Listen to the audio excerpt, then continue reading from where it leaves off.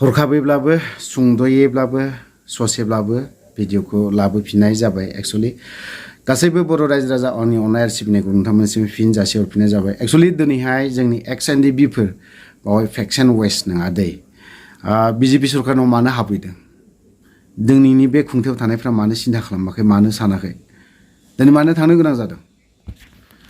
बिसोरो मावनायाथ' मावना जानांगोन, माबा मोनसे नङा माबा मोनसे। सोरबा अमा दाननानैब्लाबो, सोरबा दाउ गोदानानैब्लाबो, सोरबाया मैगं फाननानैब्लाबो, सोरबा लामानि सुइपार जानानैब्लाबो मावनानै जानांगोन।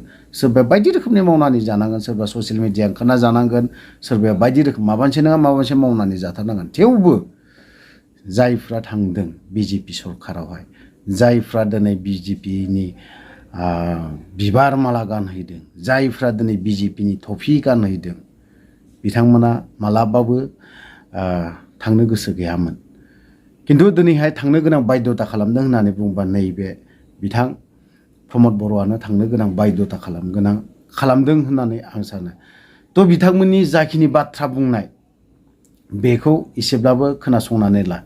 खोनासंनायनि सिगां आं मोननैसोखौ बुंग्रोबावगोन। पलिटिक्सआव सोरबा बिजेपियावब्लाबो, सोरबा कंग्रेसआवब्लाबो, सोरबा आम आदमि पार्टियावब्लाबो, सोरबा तृणमूलब्लाबो, सोरबा आजमलनावब्लाबो थांनांगोन, बा सोरबा सासेनिखौबाबो होथारनांगोन। खारन एज ए इण्डियान सिटिजेनशिप हिसाबै सोरबा सासेखौ नङा सोरबा सासेनो भटखौ होनांगोन। नाथाय बिसोर मानो थांदों, मानो बिबार माला गानहैखो, साननो गोनाङा बावहाय। बिसोरबो दिनैहाय बर'नि UPPLखौनो होन BPFखौबो होन राजखान्थि दोलो मोननैखौबो गाज्रि मोना। थेवबो मानो थांदों, बिनि सिङाव मा हाबनानै दं? बिथां प्रमद बर'आ सानदोंना सानाखै?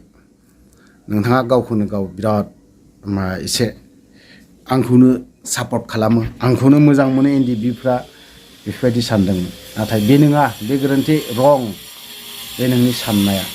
थ' बिदिब्ला जायफ्रा एक्स एनडिबिफोर बिथांमोना दिनै बिजेपियाव हाबहैनाय, बिथांमोननि जाखिनि बाथ्रा बुंनाय बेफोरखौ दान्दिसे खोनासंनानै लादो।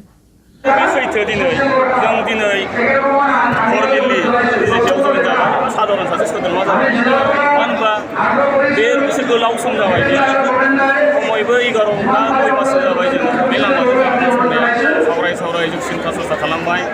रिजनेल पार्टियाव हाबबा मा जागोन, नेसनेल पार्टियाव हाबबा मा जागोन, जों गासै सिन्था सरसा खालामनायनि गेजेराव जोंनि लोगोफोरजों सेनियर जुनियर आंनि सापर्टार जों मोनब्रै मोनबा दोलो दं बेहाय फेक्सन हिसाबै गावलायना दंमोन। बे गावलायनायखौ जों ज' खालामनानै जों सिन्था खालामबाय दे जोंनि फिउचारा मा जागोन।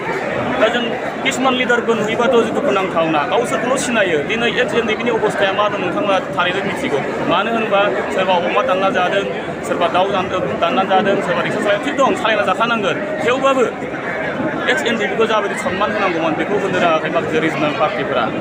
बेनिखायनो जों गावनो गोसो जानानै मोनसे नेसनेल पार्टियाव हाबलायनानै नायनि जों माबायदि रिसपन्स आरो जों माबायदि खामानि मावबा जों लाइफआव साक्सेस जागोन आरो जाथिखौबो जोङो मोनसे मोजां डाइरेक्सनाव जों लांनो हागोन। बेखौ सिन्था सरसा खालामनानै जों गोलाव सम सावरायनायनि गेजेराव भारतीय जनता पार्टिनि स्टेट प्रेसिडेन्ट आरो लकसभा समष्टि मंगलदैनि MP लोगोसे नेसनेल सेक्रेटारि बिथाङा बिथांनि नुजाथिनायाव जोङो फरमेलि जों बिजेपियाव जयेन जाबाय।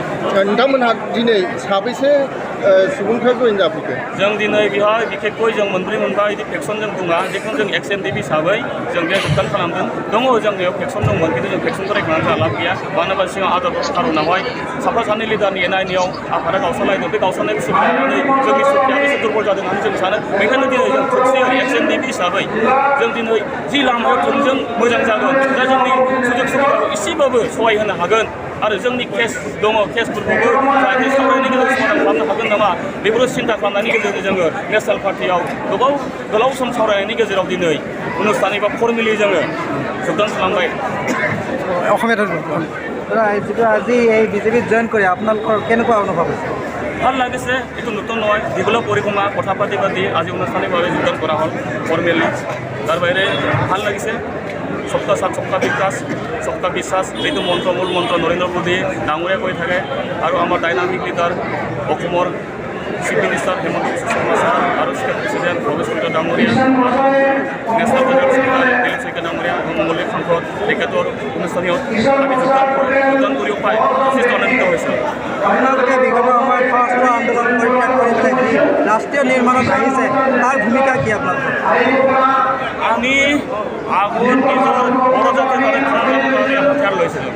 হাতিয়াৰ লোৱাৰ পিছত এই সময়ত যুদ্ধ কৰি দীঘলীয়া আলোচনা কৰি 27 জানুৱাৰী 2020 যি বিটিআৰ এখন হ'ল এখন হোৱাৰ পিছত আমাৰ NDB হিচাপে আমি কোনো কথা নাই, এক্স NDB হৈ গ'ল। এক্স NDB মানে আমি পাব্লিক হৈ গ'ল, সাধাৰণ চিভিল হোৱাৰ পিছত আমাৰ ঘৰৰ মানুহ লগত বা মানুহ আমি সামাজিক কাম কৰিবলৈ ফ্ৰীলি পালোঁ। তেতিয়া আমি ভাবিলোঁ ভাৰতৰ দেশখন বহুত ডাঙৰ আৰু গণতান্ত্ৰিক দেশ, তাক বিশ্বাস কৰি আমি ভাবিছোঁ যে আমি কিবা এটা পাৰ্টিত ৰাজনীতিক পাৰ্টিত যোগদান কৰি আমি আগতে জাতি সেৱা কৰিছিলোঁ, আমি দেশ সেৱা কৰিম বুলি আমি ভাবিয়ে ইয়াত যোগদান কৰা হ'ল।